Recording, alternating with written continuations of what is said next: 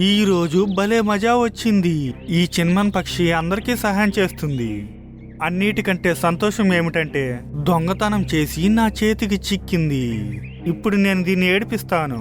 అప్పుడు నల్ల కాకి చిన్మున్ పక్షి దగ్గర వెళ్లి ఇలా అంటుంది. చిన్మన్ పక్షి, నీ పిల్లలు చాలా చిన్నవని విన్నాను, పైగా ఒంటరిగా ఉన్నాయి.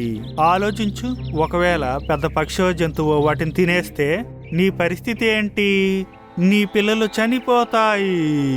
దుష్టుడువైన నల్ల కాకి, దీనికైనా పాపం నీకు ఖచ్చితంగా చుట్టుకుంటుంది.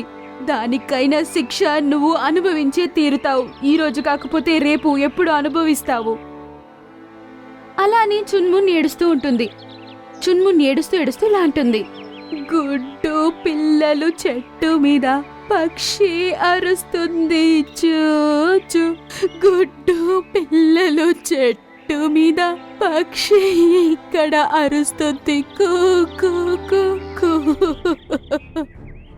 ఈ మాట గద్ద దాదాకి వినిపిస్తుంది.